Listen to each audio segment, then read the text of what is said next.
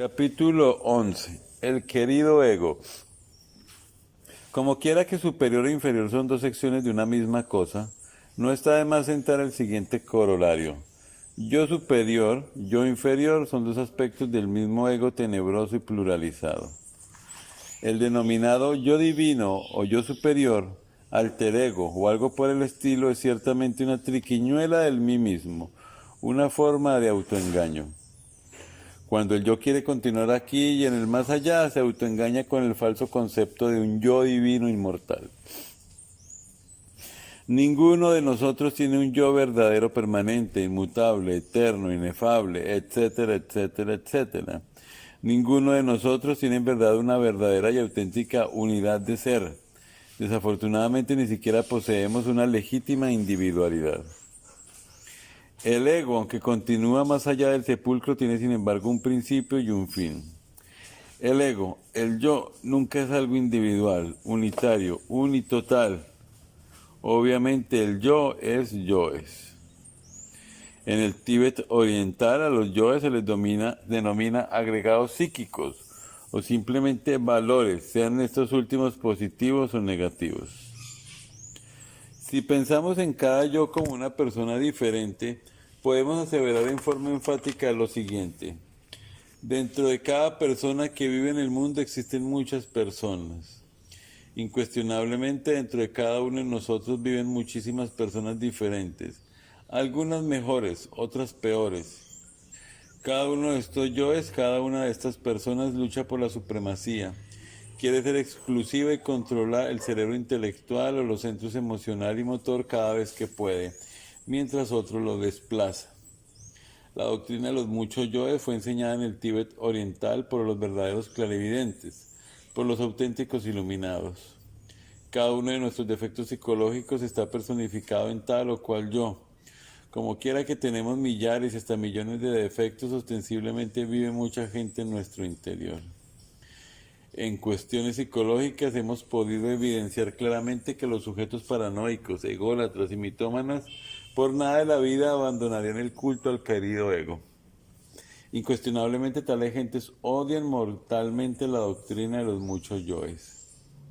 Cuando uno de verdad quiere conocerse a sí mismo, debe autoobservarse y tratar de conocer los diferentes yoes que están metidos dentro de la personalidad. Si alguno de nuestros lectores no comprende todavía esta doctrina de los muchos yoes, se debe exclusivamente a la falta de la práctica en materia de autoobservación. A medida que uno practica la autoobservación interior, va descubriendo por sí mismo a muchas gentes, a muchos yoes que viven dentro de nuestra propia personalidad. Quienes niegan la doctrina de los muchos yoes, quienes adoran a un yo divino, indubitablemente jamás se han autoobservado seriamente. Hablando esta vez en estilo socrático, diremos que esa gente no solamente ignoran, sino además ignoran que ignoran. Ciertamente jamás podríamos conocernos a sí mismos sin la autoobservación seria y profunda. En tanto un sujeto cualquiera siga considerándose como uno, es claro que cualquier cambio interior será algo más que imposible. Capítulo 12. El cambio radical. En tanto un hombre prosiga con el error de creerse a sí mismo uno, único, individual, es evidente que el cambio radical será algo más que imposible. El hecho mismo de que el trabajo esotérico comience con la rigurosa observación de sí mismo nos está indicando una multiplicidad de factores psicológicos, yoes o elementos indeseables que es urgente extirpar, erradicar de nuestro interior. Incuestionablemente, de modo alguno sería posible eliminar errores desconocidos, urge observar previamente aquellos que queremos separar de nuestra psiquis. Este tipo de trabajo no es externo, sino interno, y quienes piensen que cualquier manual de urbanidad o sistema ético externo y superficial les pueda llevar al éxito, estarán de hecho totalmente equivocados. El hecho concreto y definitivo de que el trabajo interno empiece con la atención concentrada en la observación plena de sí mismo, es motivo más que suficiente como para demostrar que esto exige un esfuerzo personal muy particular de cada uno de nosotros. Hablando francamente sin ambajes, aseveramos en forma enfática lo siguiente. Ningún ser humano podría hacer este trabajo por nosotros. No es posible cambio alguno en nuestra psiquis sin la observación directa de todo ese conjunto de factores subjetivos que llevamos dentro. Dar por aceptado la multiplicidad de errores, descartando la necesidad de estudio y observación directa de los mismos, significa de hecho una evasiva o escapatoria, una huida de sí mismo, una forma de autoengaño. Solo a través del esfuerzo riguroso de la observación juiciosa del sí mismo, sin escapatorias de ninguna especie, podremos evidenciar realmente que no somos uno, sino muchos. Admitir la pluralidad del yo y evidenciarla a través de la observación rigurosa son dos aspectos diferentes. Alguien puede aceptar la doctrina de los muchos yoes sin haberlo jamás evidenciado. Esto último solo es posible autoobservándonos cuidadosamente. Rehuir el trabajo de observación íntima, buscar evasivas, es signo inconfundible de degeneración. Mientras un hombre sustente la ilusión de que es siempre una y la misma persona, no puede cambiar y es obvio que la finalidad de este trabajo es precisamente lograr un cambio gradual en nuestra vida interior. La transformación radical es una posibilidad definida que normalmente se pierde cuando no se trabaja sobre sí mismo. El punto inicial del cambio radical permanece oculto mientras el hombre continúe creyéndose uno. Quienes rechazan la doctrina de los muchos yoes demuestran claramente que jamás se han autoobservado seriamente. La severa observación de sí mismo, sin escapatorias de ninguna especie, nos permite verificar por sí mismos el crudo realismo de que no somos uno, sino muchos. En el mundo de las opiniones subjetivas, diversas teorías pseudoesotéricas o pseudoocultistas siempre sirven de callejón para huir de sí mismo. Incuestionablemente, la ilusión de que se es siempre una y la misma persona sirve de escollo para la autoobservación. Alguien podría decir, sé que no soy uno sino muchos, la gnosis me lo ha enseñado. Tal afirmación, aunque fuese muy sincera, si no existiese plena experiencia vívida sobre ese aspecto doctrinario, obviamente tal afirmación sería algo meramente externo y superficial. Evidenciar, experimentar y comprender es lo fundamental. Solo así es posible trabajar conscientemente para lograr un cambio radical. Afirmar es una cosa y comprender es otra. Cuando alguien dice, comprendo que no soy uno, sino muchos, si su comprensión es verdadera y no mera palabrería insubstancial de charla ambigua, esto indica, señala, acusa, plena verificación de la doctrina de los muchos yoes. Conocimiento y comprensión son diferentes. El primero de estos es de la mente, el segundo del corazón. El mero conocimiento de la doctrina de los muchos yoes de nada sirve.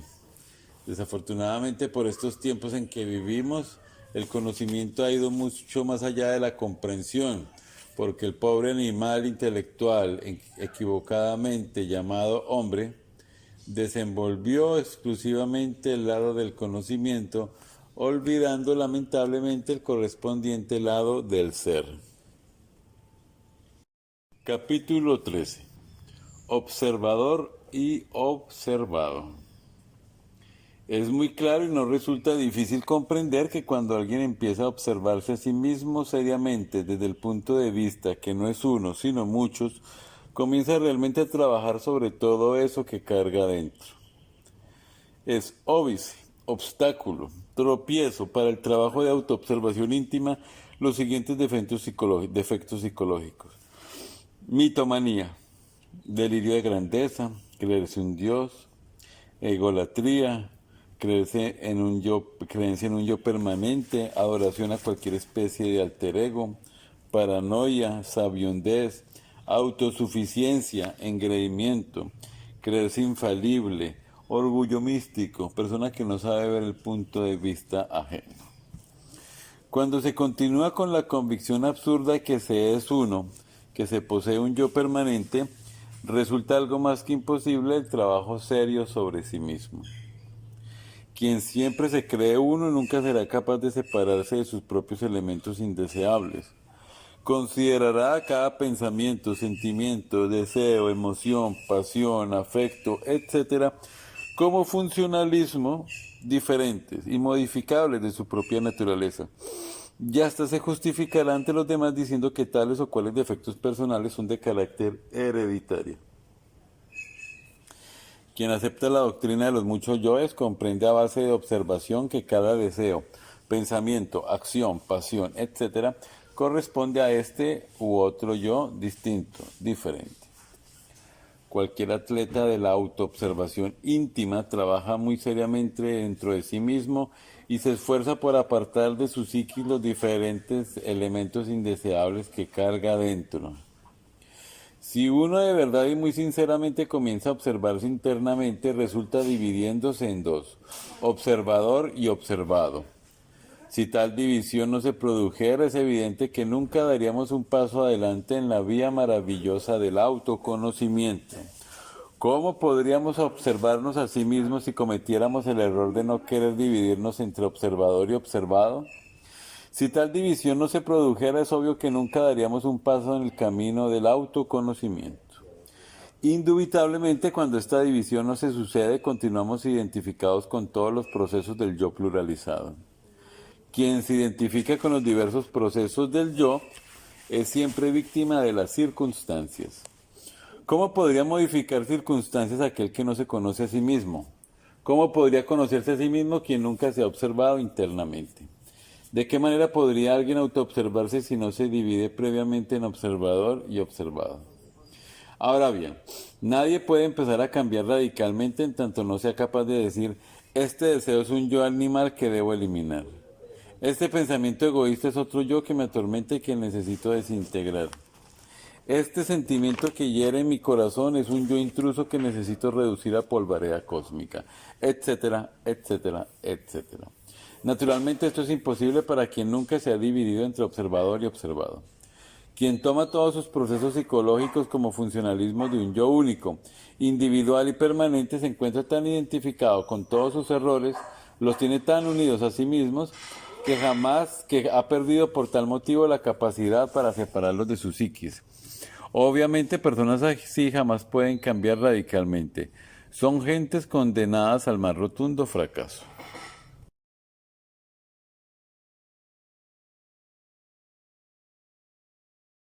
Capítulo 14. Pensamientos negativos. Pensar profundamente y con plena atención resulta extraño por esta época involutiva y decadente. Del centro intelectual surgen diversos pensamientos provenientes, no de un yo permanente como suponen neciamente los ignorantes ilustrados, sino de los diferentes yoes en cada uno de nos. Cuando un hombre está pensando, cree firmemente que él en sí mismo y por sí mismo está pensando. No quiere darse cuenta el pobre mamífero intelectual que los múltiples pensamientos que por su entendimiento cruzan tienen su origen en los distintos yoes que llevamos dentro. Esto significa que no somos verdaderos individuos pensantes. Realmente todavía no tenemos mente individual. Sin embargo, cada uno de los diferentes yoes que cargamos dentro usa nuestro centro intelectual. Lo utiliza cada vez que puede para pensar. Absurdo sería, pues, identificarnos con tal o cual pensamiento negativo y perjudicial creyéndolo propiedad particular. Obviamente, este o aquel pensamiento negativo proviene de cualquier yo que en un momento dado ha usado abusivamente nuestro centro intelectual. Pensamientos negativos los hay de distinta especie. Sospecha, desconfianza, mala voluntad hacia otra persona, celos pasionales, celos religiosos, celos políticos, celos por amistades o de tipo familiar, codicia, lujuria, venganza, ira, orgullo, envidia, odio, resentimiento, hurto, adulterio, pereza, gula, etcétera, etcétera, etcétera. Realmente son tantos los defectos psicológicos que tenemos que aunque tuviéramos paladar de acero y 1000 lenguas para hablar, no alcanzaríamos a enumerarlos cabalmente. Como secuencia o corolario de lo antes dicho, resulta descabellado identificarnos con los pensamientos negativos. Como quiera que no es posible que exista efecto sin causa, afirmamos solemnemente que nunca podría existir un pensamiento por sí mismo por generación espontánea. La relación entre pensador y pensamiento es ostensible. Cada pensamiento negativo tiene su origen en un pensador diferente. En cada uno de nosotros existen tantos pensadores negativos cuantos pensamientos de la misma índole. Mirada esta cuestión desde el ángulo pluralizado de pensadores y pensamientos, sucede que cada uno de los yoes que cargamos en nuestra psiquis es ciertamente un pensador diferente. Incuestionablemente, dentro de cada uno de nosotros existen demasiados pensadores.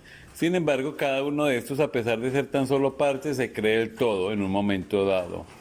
Los mitómanos, los ególatras, los narcisistas, los paranoicos, nunca aceptarían la tesis de la pluralidad de pensadores porque quieren demasiado a sí mismos. Se sienten el papá de Tarzán o la mamá de los pollitos. ¿Cómo podrían tales gentes anormales aceptar la idea de que no poseen una mente individual, genial, maravillosa? Sin embargo, tales aviondos piensan de sí mismos lo mejor y hasta se visten con la túnica de Aristipo para demostrar sabiduría y humildad. Cuenta por él la leyenda de los siglos que Aristipo, queriendo demostrar sabiduría y humildad, se vistió con una vieja túnica llena de remiendos y agujeros. Empuñó con la diestra el bastón de la filosofía y se fue por las calles de Atenas. Dicen que cuando Sócrates le vio venir, exclamó con grave voz: «Oh Aristipo, se ve tu vanidad a través de los agujeros de tu vestidura». Quien no vive siempre en estado de alerta novedad, alerta percepción, pensando que está pensando, se identifica fácilmente con cualquier pensamiento negativo. ¿Qué resulta de esto?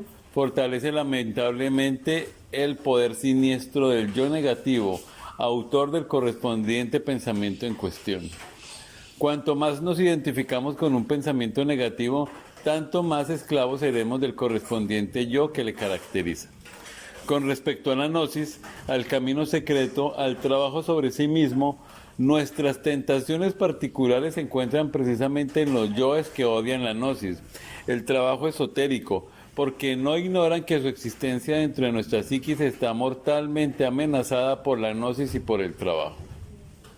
Esos yoes negativos y pendencieros se apoderan fácilmente de ciertos rollos mentales almacenados en nuestro centro intelectual y originan secuencialmente corrientes mentales nocivas y perjudiciales.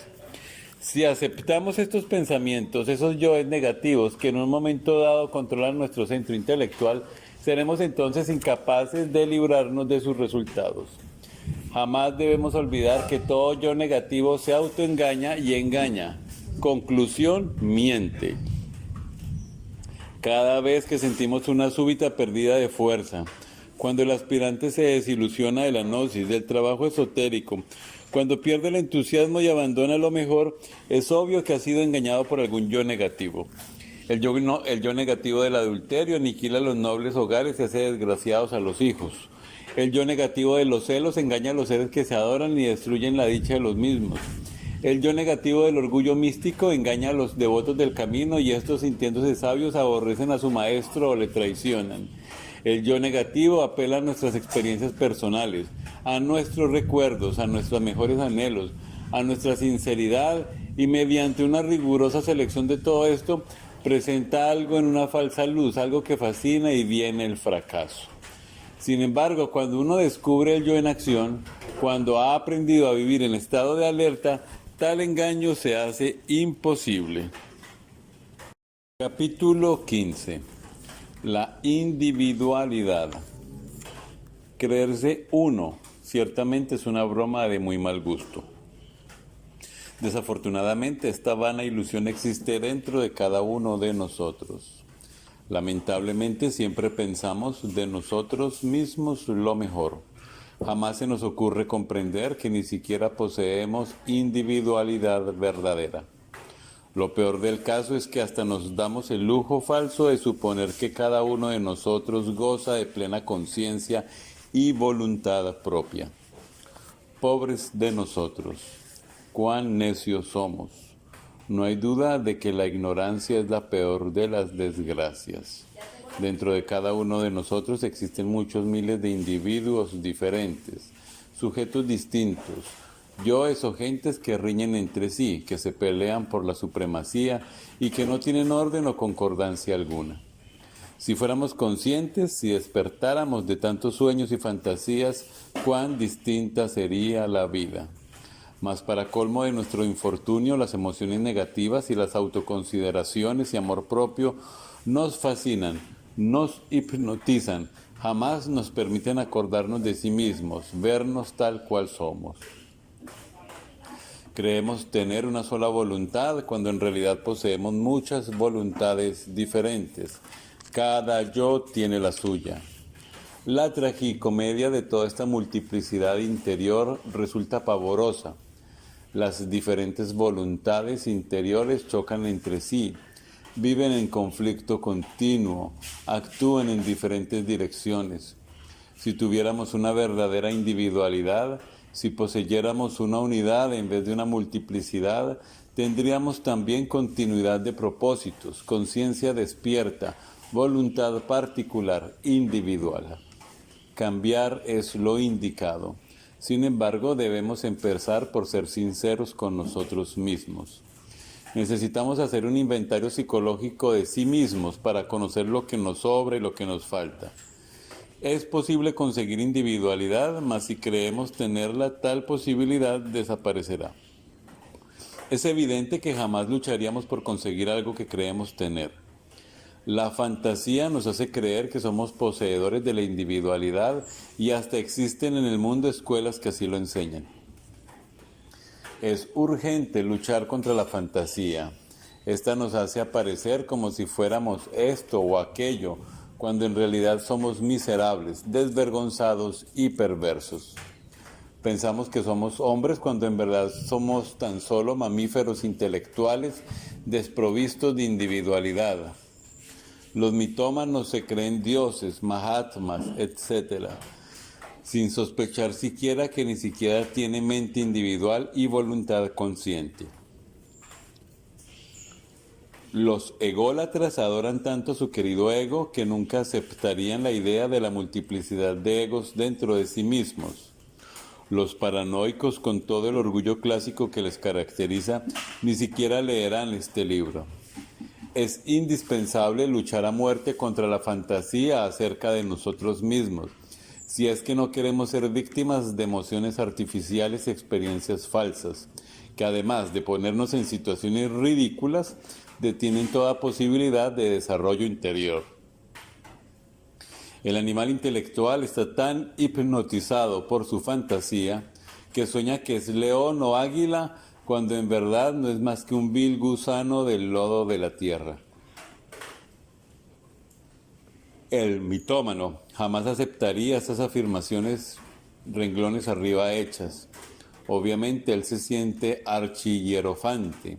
Digan lo que digan sin sospechar que la fantasía es meramente nada. Nada sino fantasía. La fantasía es una fuerza real que actúa universalmente sobre la humanidad y que mantiene al humanoide intelectual en estado de sueño, haciéndole creer que ya es un hombre que posee verdadera individualidad, voluntad, conciencia despierta, mente particular, etcétera, etcétera, etcétera. Cuando pensamos que somos uno, no podemos movernos de donde estamos en sí mismos. Permanecemos estancados y por último degeneramos, involucionamos. Cada uno de nosotros se encuentra en determinada etapa psicológica y no podremos salir de las mismas a menos que descubramos directamente a todas esas personas o yoes que viven dentro de nuestra persona. Es claro que mediante la autoobservación íntima podremos ver a las gentes que viven en nuestra psiquis y que necesitamos eliminar para lograr la transformación radical. Esta percepción, esta autoobservación, cambia fundamentalmente todos los conceptos equivocados que sobre sí mismos teníamos y como resultado evidenciamos el hecho concreto de que no poseemos verdadera individualidad. Mientras no nos autoobservemos, viviremos en la ilusión de que somos uno y en consecuencia nuestra vida será equivocada. No es posible relacionarnos correctamente con nuestros semejantes mientras no se realice un cambio interior en el fondo de nuestra psiquis. Cualquier cambio íntimo exige la eliminación previa de los yoes que llevamos dentro. De ninguna manera podríamos eliminar tales yoes si no los observáramos en nuestro interior. Aquellos que se sienten uno, que piensan de sí mismos lo mejor, que nunca aceptarían la doctrina de los muchos, tampoco desean observar a los yoes y por lo tanto cualquier posibilidad de cambio se hace en ellos imposible. No es posible cambiar si no se elimina, mas quien se siente poseedor de la individualidad, si aceptase que debe eliminar, ignoraría realmente qué es lo que debe eliminar. Empero no debemos olvidar que quien cree ser uno, autoengañado, cree que sí sabe lo que debe eliminar, mas en verdad ni siquiera sabe que no sabe, es un ignorante ilustrado. Necesitamos desegoistizarnos para individualizarnos. Mas quien cree que posee la individualidad, es imposible que pueda desegoistizarse. La individualidad es sagrada en un 100%. Raros son los que la tienen, mas todos piensan que la tienen. ¿Cómo podríamos eliminar yoes si creemos que tenemos un yo único? Ciertamente solo quien jamás se ha autoobservado seriamente piensa que tiene un yo único. Empero debemos ser muy claros en esta enseñanza porque existe el peligro psicológico de confundir a la individualidad auténtica con el concepto de alguna especie de yo superior o algo por el estilo. La individualidad sagrada está mucho más allá de cualquier forma de yo. Es, lo que siempre ha sido y lo que siempre será. La legítima individualidad es el ser, y la razón de ser del ser es el mismo ser. Distíngase entre el ser y el yo. Quienes confunden al yo con el ser, ciertamente nunca se han auto-observado seriamente. En tanto continúe la esencia, la conciencia, embotellada entre todo ese conjunto de yoes que llevamos dentro, el cambio radical será algo más que imposible.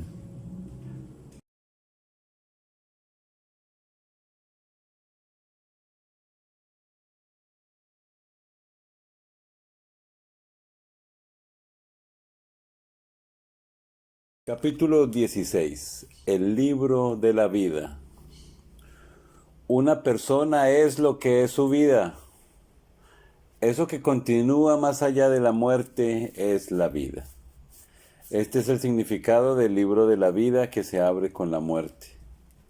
Mirada esta cuestión desde un punto de vista estrictamente psicológico, un día cualquiera de nuestra vida es realmente una pequeña réplica de la totalidad de la vida. De todo esto podemos inferir lo siguiente. Si un hombre no trabaja sobre sí mismo hoy, no cambiará nunca. Cuando se afirma que se quiere trabajar sobre sí mismo y no se trabaja hoy, aplazando para mañana, tal afirmación será un simple proyecto y nada más, porque en el hoy está la réplica de toda nuestra vida. Existe por ahí un dicho vulgar que dice, no dejéis para mañana lo que se puede hacer hoy mismo. Si un hombre dice, trabajaré sobre mí mismo mañana, nunca trabajará sobre sí mismo, porque siempre habrá un mañana. Esto es muy similar a cierto aviso, anuncio o letrero que algunos comerciantes ponen en sus tiendas. Hoy no fío, mañana sí. Cuando algún necesitado llega a solicitar crédito, topa con el terrible aviso y si vuelve al otro día encuentra otra vez el desdichado anuncio o letrero. Esto es lo que se llama en psicología la enfermedad del mañana. Nunca cambiará. Necesitamos con urgencia máxima, inaplazable, trabajar sobre sí mismo hoy. No soñar perezosamente en un futuro o en una oportunidad extraordinaria. Esos que dicen voy a hacer esto o aquello y luego trabajaré, jamás trabajarán sobre sí mismos. Esos son los moradores de la tierra mencionados en las Sagradas Escrituras. Conocí a un poderoso terrateniente que decía, necesito primero redondearme y luego trabajar sobre mí mismo. Cuando enfermó de muerto le visité y entonces le hice la siguiente pregunta. ¿Todavía quieres redondearte? Lamento de verdad haber perdido el tiempo, me respondió. Días después murió, después de haber reconocido su error. Aquel hombre tenía muchas tierras, pero quería adueñarse de las propiedades vecinas, redondearse, a fin de que su hacienda quedase exactamente limitada por 4 caminos. Basta cada día su afán, dijo el gran Kabir Jesús. Autoobservarnos hoy mismo en lo tocante al día siempre recurrente miniatura de nuestra vida entera. Cuando un hombre comienza a trabajar sobre sí mismo, hoy mismo, cuando observa sus disgustos y penas, marcha por el camino del éxito. No sería posible eliminar lo que no conocemos. Debemos observar antes nuestros propios errores. Necesitamos no solo conocer nuestro día, sino también la relación con el mismo. Hay cierto día ordinario que cada persona experimenta directamente, excepto los sucesos insólitos, inusitados. Resulta interesante observar la recurrencia diaria, la repetición de palabras y acontecimientos para cada persona, etc. Esa repetición o recurrencia de eventos y palabras merece ser estudiada. Nos conduce al autoconocimiento. Capítulo 17. Criaturas mecánicas. De ninguna manera podríamos negar la ley de recurrencia procesándose en cada momento de nuestra vida. Ciertamente en cada día de nuestra existencia existe repetición de eventos, estados de conciencias, palabras, deseos, pensamientos, voliciones, etc.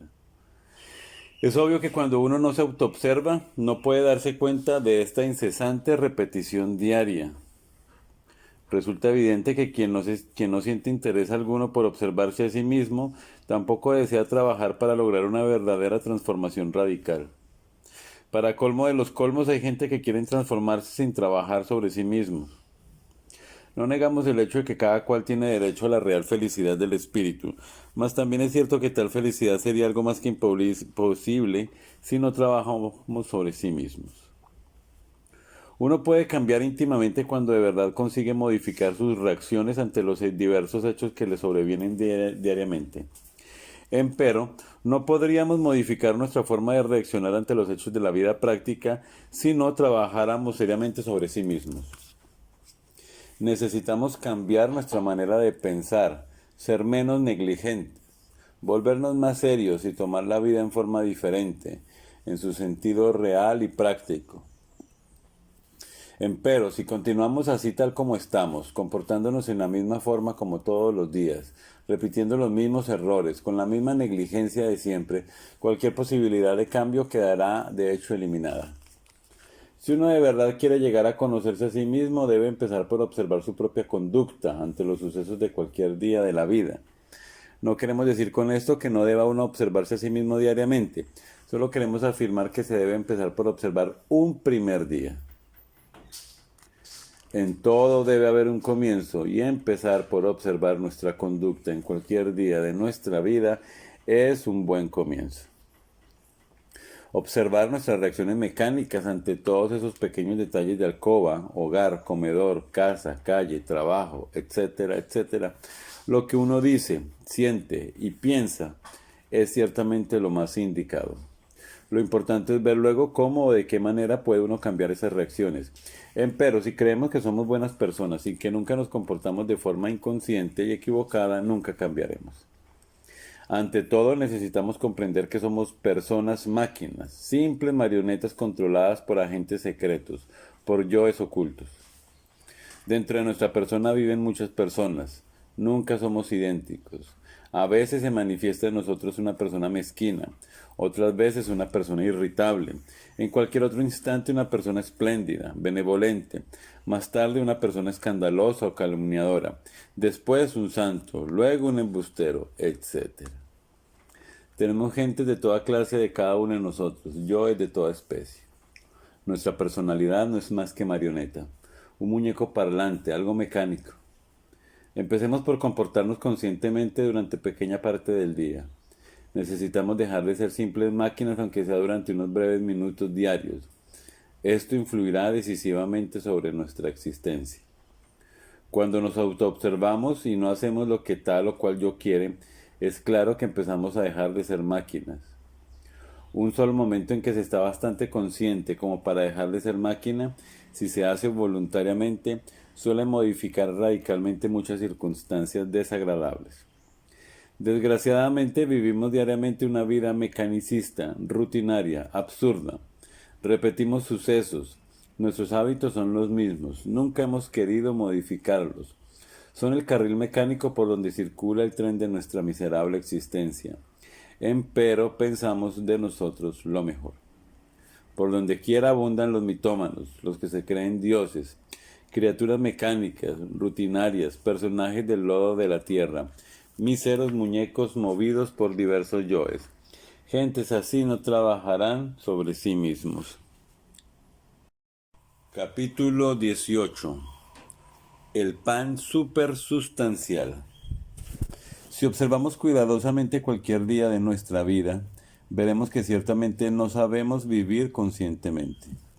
Nuestra vida parece un tren en marcha, moviéndose en los carriles fijos de los hábitos mecánicos, rígidos, de una existencia vana y superficial.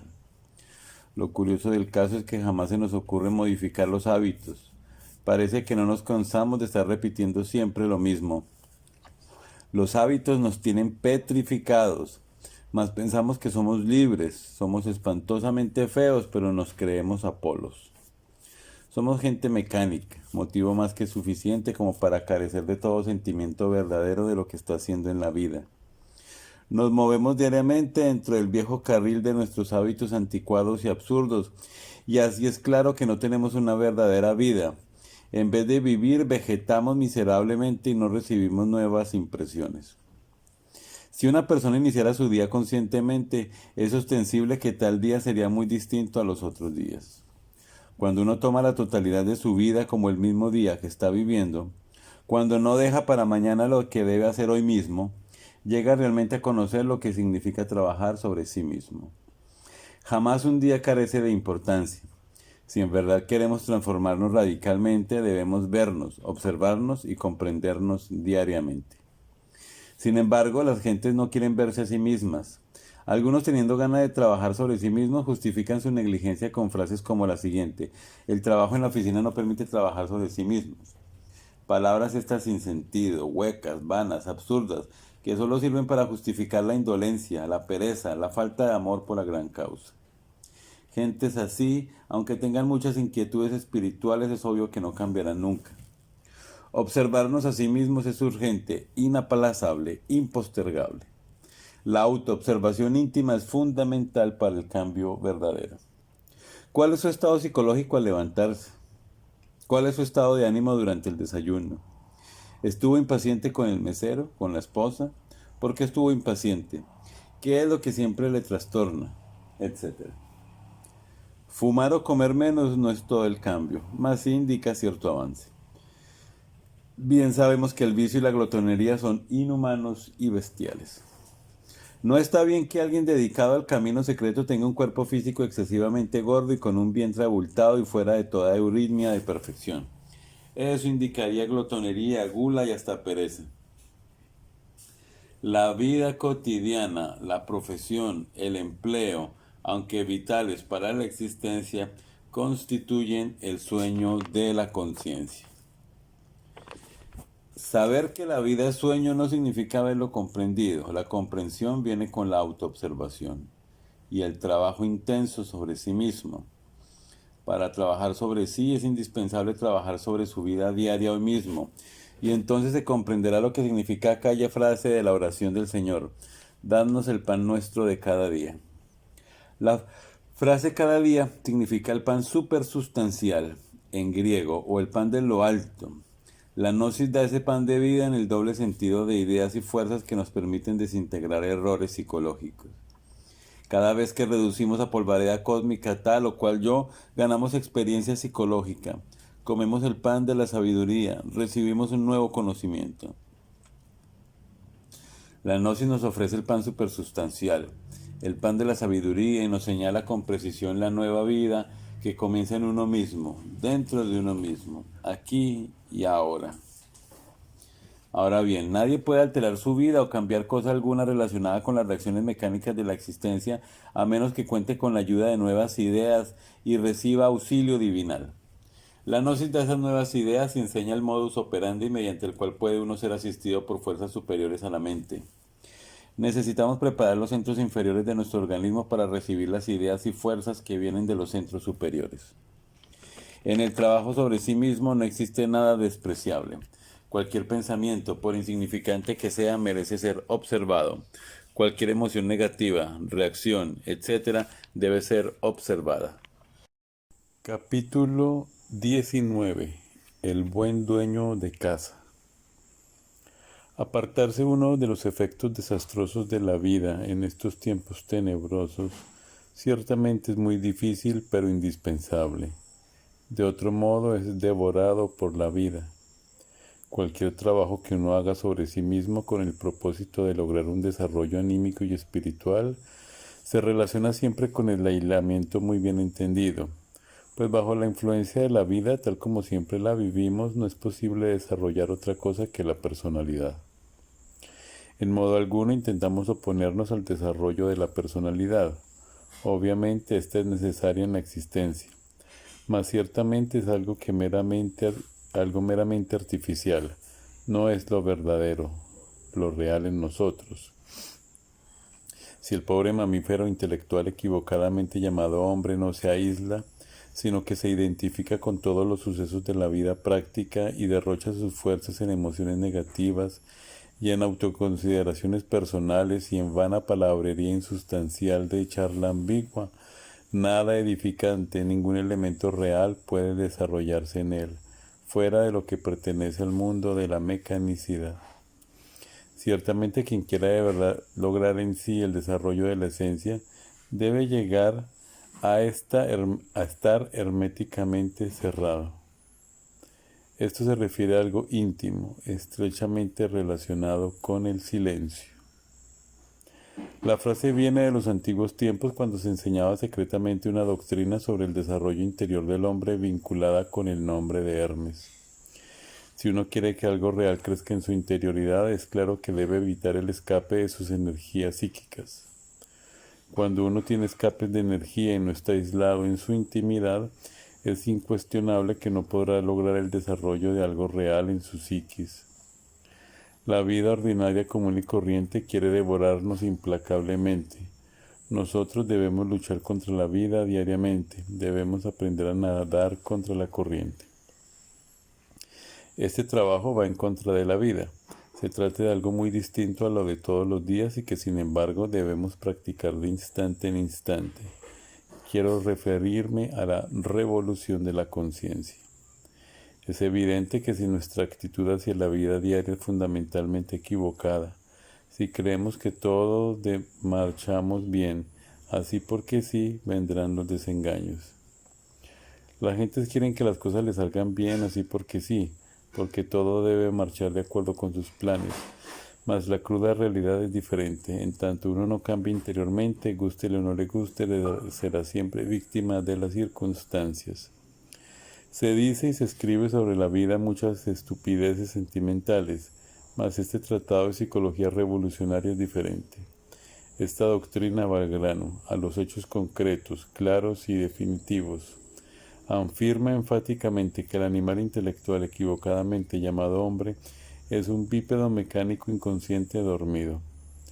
El buen dueño de casa jamás aceptaría la psicología revolucionaria, cumple con todos sus deberes como padre, esposo, etc., y por ello piensa de sí mismo lo mejor, pero solo sirve a los fines de la naturaleza y eso es todo.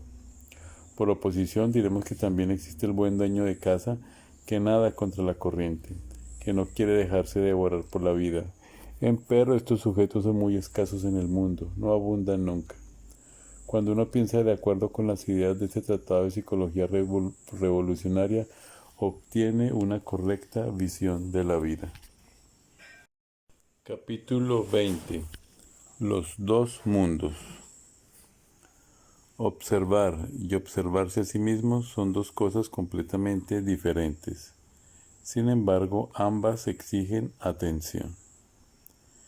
En la observación, la atención es orientada hacia afuera, hacia el mundo exterior a través de las ventanas de los sentidos.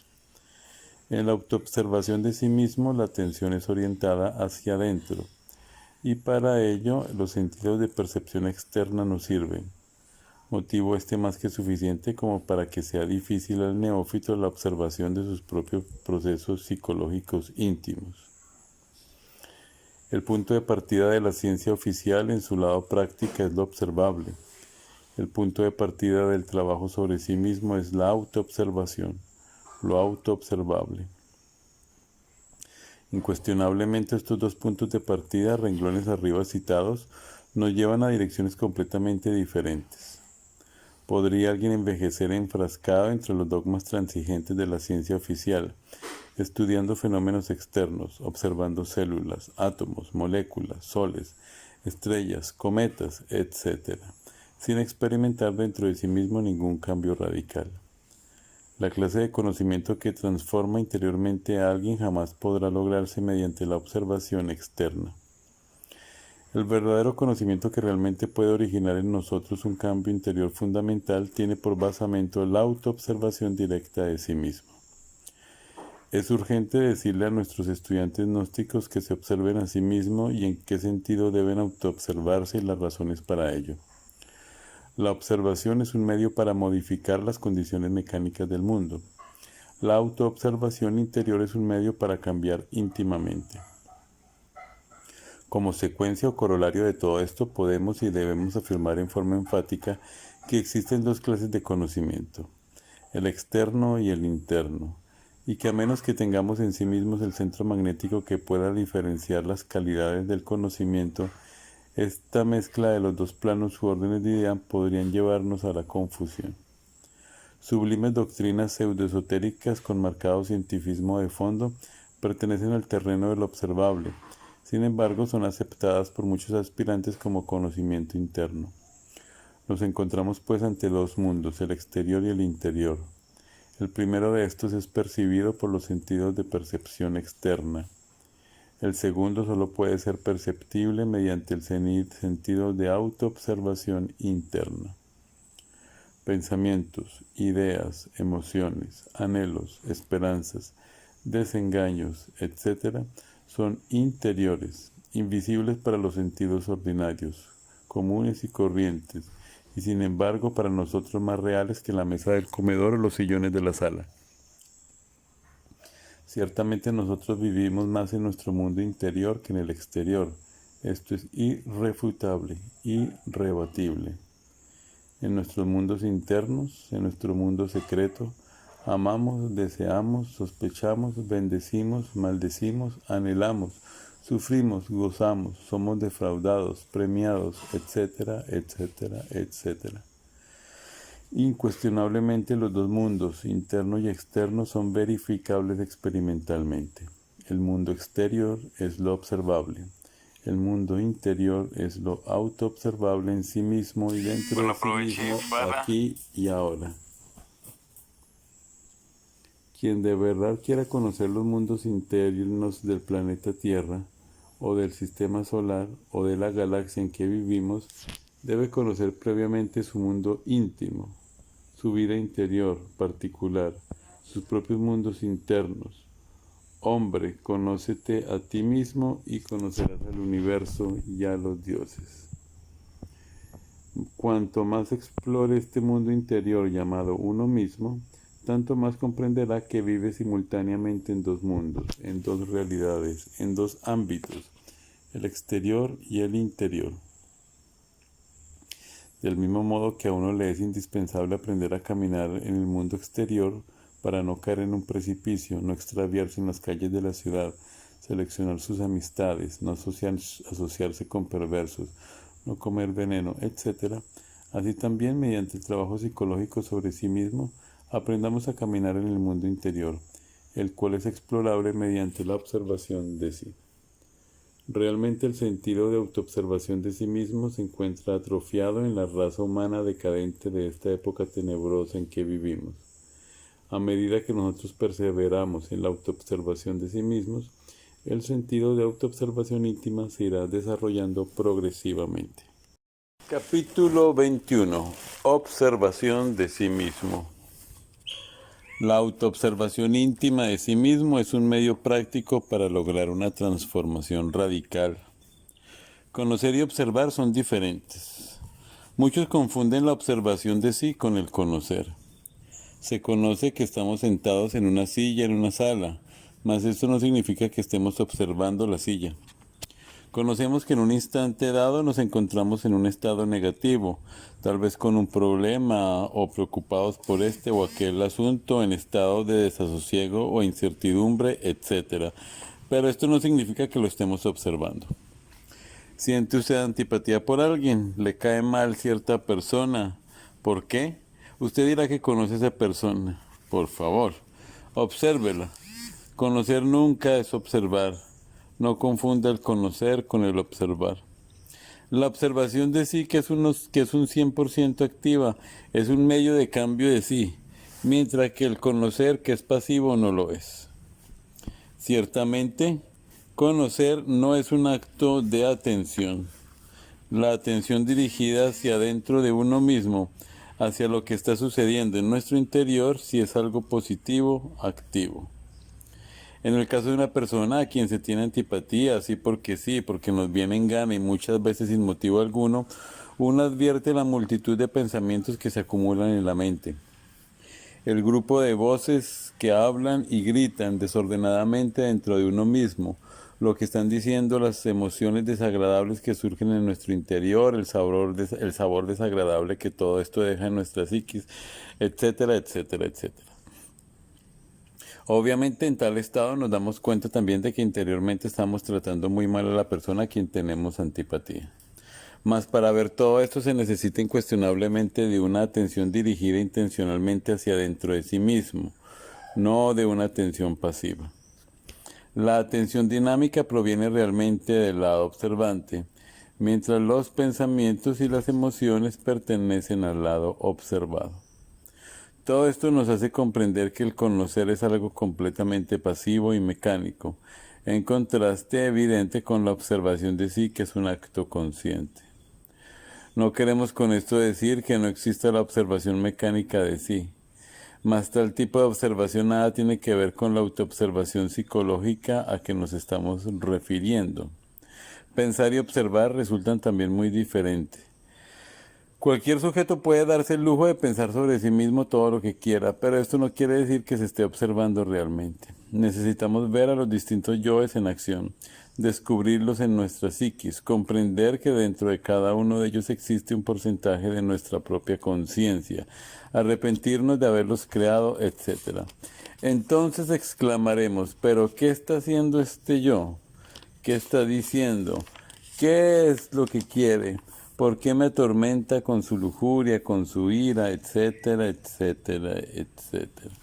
Entonces veremos dentro de sí mismo todo ese tren de pensamientos, emociones, deseos, pasiones, comedias privadas, dramas personales, elaboradas mentiras, discursos, excusas, morbosidades, lechos de placer, cuadros de lascivia, etcétera, etcétera, etcétera.